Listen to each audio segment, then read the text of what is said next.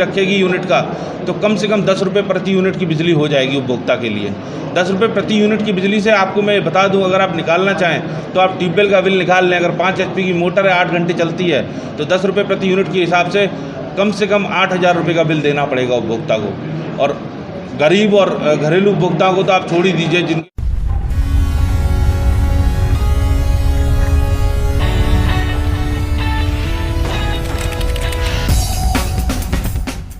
देश नीलामी की सरकारी मुहिम के खिलाफ अब बिजली वाले भी मैदान पकड़ने लगे हैं। देश को पूरी तरह से अंबानी अडानी की जागीर बनाने की सरकारी मुहिम के खिलाफ पावर कारपोरेशनों के कर्मचारी भी आंदोलन की राह पकड़ने पर मजबूर हो गए हैं।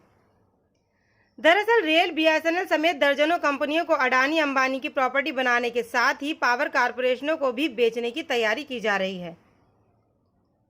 देश को अडानी अंबानी का गुलाम बनाने की चाल के खिलाफ बरेली में भी आंदोलन की शुरुआत हो गई है।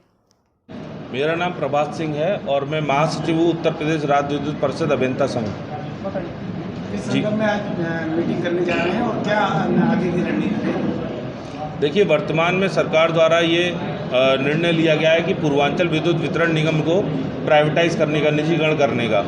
ऐसे प्रयोग पूर्व में भी किए गए हैं जो कि अपने आप में विफल रहे हैं। सन 2000 में जब अनबंडलिंग की गई थी उत्तर प्रदेश राज्य विद्युत परिषद की, तब घाटा था 77 करोड़ रुपीस, और वर्तमान में सकल घाटा हो गया 95,000 करोड़ रुपये।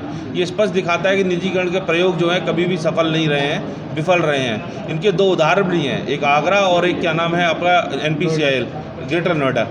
आगरा में आपको मैं बता दूं कि वर्तमान में जो UPPCL को मिल रही है पर यूनिट कॉस्ट, वो मिल रही है 4 रुपये 25 पैसे, और वह स्वयं जो बिजली बेच रहा है वह 8 रुपये के आसपास बेच रहा है। लमसम 3 रुपये का मुनाफा टोरेंट कंपनी कमा रही है। इसी प्रकार NPCIL ग्रेटर नोएडा में हम महंगी बिजली खरीदकर सस्ते दामों में NPCIL को दे रहे हैं और NPCIL उसी बिजली को 8 रुपये में बेच रहा है। मतलब आप ये मानिए कि ये दोनों ही उदाहरण ऐसे हैं कि जिनमें सरकार को प्रतिवर्ष करोड़ों रुपए का नुकसान हो रहा है। हमने ये आंकड़ा निकाला कि लमसम आगरा में 176 करोड़ के आसपास का प्रतिवर्ष नुकसान जो है निजीकरण की वजह से सरकार को हो रहा है। साथियों, जो ये प्रयोग कर रहे हैं, जहां एक और आपको ये समझना पड़ेगा कि नियामक आयोग में पावर कॉरपोरेशन जो पर यूनिट कॉस्ट बताई है वो बताई है 7 रुपये 90 पैसे, और कंपनी एक्ट में लिखा हुआ है कि मिनिमम मुनाफा जो है 16% देना ही होगा। 16% मुनाफे को अगर जोड़ते हुए कंपनी अगर मिनिमम रेट भी रखेगी यूनिट का, तो कम से कम 10 रुपये प्रति यूनिट की बिजली हो जाएगी उपभोक्ता के लिए। 10 रुपये प्रति यूनिट की बिजली से आपको मैं बता दूं, अगर आप निकालना चाहें तो आप ट्यूबवेल का बिल निकाल लें। अगर 5 HP की मोटर है 8 घंटे चलती है तो 10 रुपये प्रति यूनिट के हिसाब से कम 8,000 रुपये का बिल देना पड़ेगा उपभोक्ता को। और गरीब और घरेलू उपभोक्ताओं को तो आप छोड़ ही दीजिए, जिनके लिए बात कर रहे हैं। एक किसान के लिए 8-10 हज़ार रुपये प्रति माह 5 HP की मोटर का देना संभव है क्या?